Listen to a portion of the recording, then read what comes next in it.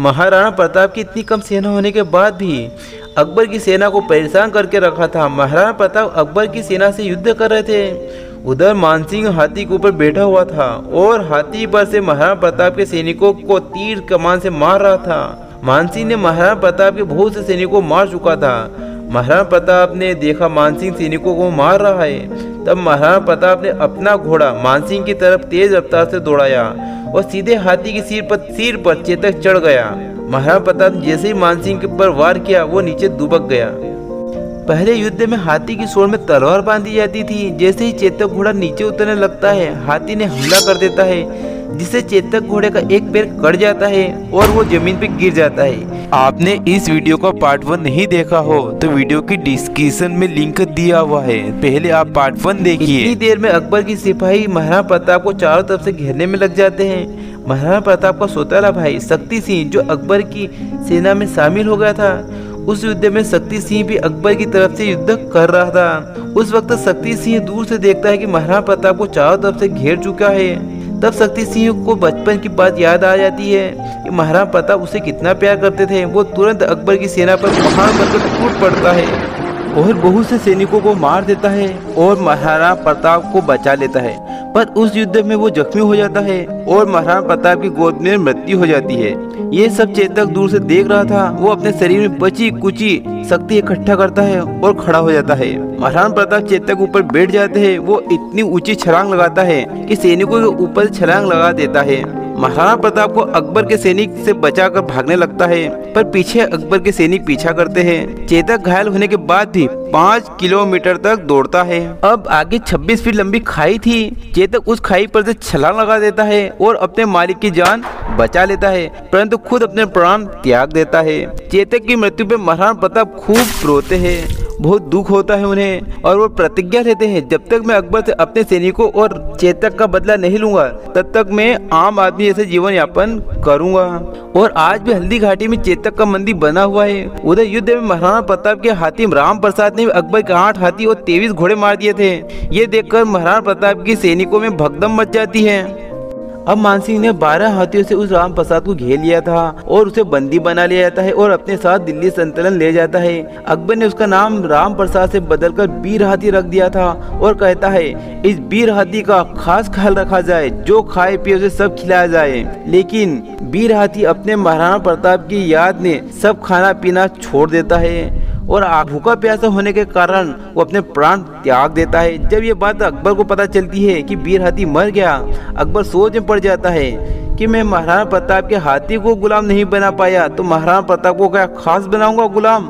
कुछ लोग इस युद्ध को हिंदू मुस्लिम के नजरिए से देखते हैं, जबकि ये युद्ध हिंदू मुस्लिम का था ही नहीं। ये युद्ध का मकसद सिर्फ सत्ता प्राप्ति था। हम इस बात से साबित कर सकते हैं महाराणा प्रताप की ओर से जो सेनापति नियुक्ति किए गए थे उनका नाम हकीम खान सूरी था, जो कि एक मुस्लिम योद्धा थे।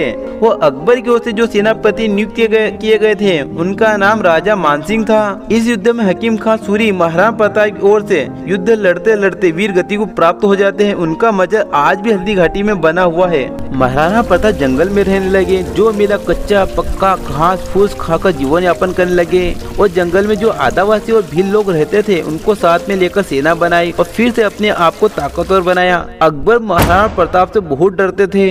अकबर ने फिर से 2 साल बाद 1577 में महाराणा प्रताप को पकड़ने के लिए अपना सबसे शक्तिशाली सूबेदार अब्दुल रहीम खाना को नियुक्त किया अजमेर में और बोला मैं तुम्हें जिम्मेदारी देता हूँ, तुम महाराणा प्रताप को पकड़ के ले आए तो मैं तुम्हें मुंह मांगा इनाम दूंगा। जिस राज्य का राजा बनना चाहोगे तुम्हें मैं उस राज्य का राजा बना दूंगा।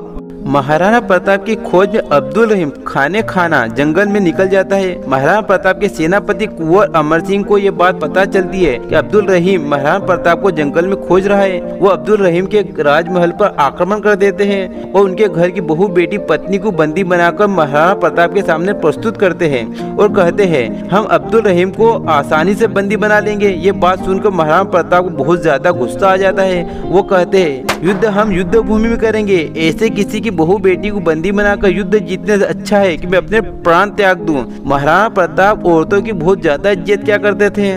उन्होंने वापस सही सलामत राजमहल पहुंचा दिया। जब अब्दुल रहीम खाना अपना परिवार देखता है, सभी जिंदा है, सही सलामत है, पूछता है महाराणा प्रताप ने कुछ किया तो नहीं। उसकी पत्नी कहती है महाराणा प्रताप ने मेहमान जैसी इज्जत की है। ये बात सुनकर उसे अपनी गलती का पछतावा होने लगा और फिर वो महाराणा प्रताप की खोज करना बंद कर देता है। सारे सैनिकों को जंगल से बुला लेता है। महाराणा प्रताप भील व आदिवासियों के बीच में रहते थे, उन्हें युद्ध के तौर तरीके सिखाते थे। धीरे धीरे एक बहुत बड़ी सेना बना लेते हैं। फिर एक बार फिर से मेवाड़ को अपने अधीन कर लेते हैं। अब अकबर को समझ में आ गया था कि वो युद्ध में महाराणा प्रताप को कभी नहीं हरा पाएगा और धोखा देकर हराना यह राजा अकबर की फितरत में नहीं था। शायद इसीलिए अकबर को एक महान राजा बताया गया है। अकबर पर बहुत सी फिल्म और सीरियल बनी है जिसमें राजा अकबर को एक महान राजा बताया गया है। अकबर ने हमेशा के लिए मेवाड़ से ध्यान हटा लिया। अब धीरे धीरे वक्त बीतता गया। मेवाड़ में सब कुछ ठीक होने लगता है। एक दिन महाराणा प्रताप जंगल में घूमने के लिए जाते हैं। अचानक एक शेर उनके ऊपर हमला कर देता है। उस हमले में शेर को तो वो मार देते हैं। उस हमले से वो घायल हो जाते हैं। शेर ने जो जख्म दिया था वो जख्म इतना बढ़ जाता है कि सन 1597 में उनकी उम्र 56 वर्ष की, तब उनकी मृत्यु हो जाती है। जब ये बात अकबर राजा को पता चलती है कि महाराणा प्रताप की मृत्यु हो गई है, अकबर राजा को इस बात का बहुत ज्यादा दुख होता है, बहुत रोता है और चिट्ठी लिखता है, मुझे इस बात का हमेशा दुख रहेगा। हमारे भारतवर्ष से एक महान राजा हमारे बीच से चला गया। उनके जैसा इतना शक्तिशाली, निडर और रहमदिल इंसान मैंने देखा नहीं। और महाराणा प्रताप की मृत्यु होने के बाद राजा अकबर कभी मेवाड़ पर हमला नहीं करता है। शायद इसीलिए अकबर राजा को एक महान राजा बताया गया है। मैंने राजा अकबर के ऊपर भी वीडियो बनाया है। राजा अकबर महान था या शैतान था, इसके बारे में आपको जानना चाहते हो तो वीडियो की डिस्क्रिप्शन में लिंक दिया हुआ है, आप जाके देख सकते हो। मैं आपसे रिक्वेस्ट करता हूँ इस महाराणा प्रताप की वीडियो की जो कि हमारे स्कूल कॉलेज में पढ़ाया नहीं जा रहा है, इनके बारे में एजुकेशन सिस्टम में बताया नहीं जा रहा है, क्या आप इस वीडियो को पूरे भारतवर्ष में फैलाना चाहोगे? आप इस वीडियो को व्हाट्सएप ग्रुप में डालिए और वीडियो अच्छा लगे तो सब्सक्राइब भी करें और हाँ, स्टूडेंट तक तो जरूर शेयर करें। हाय गाइस, आप सरकारी नौकरी तैयारी कर रहे हो, UPSC, SSC, bank, railway, police, पटवारी, ETC, all competitive exam preparation में आपके रीजनिंग एंड गणित दोनों चैप्टर की इतनी परफेक्ट तैयारी करा दूंगा, आप कहीं नहीं रुकोगे। बिल्कुल बेसिक से एडवांस लेवल तक कॉन्सेप्ट पावर। आपके कॉन्सेप्ट जितने क्लियर रहेंगे उतने ही अच्छे से आपको गणित समझ में आएगी। तो आज ही आप अनम बायजूस सब्सक्राइब करिए। Thank you.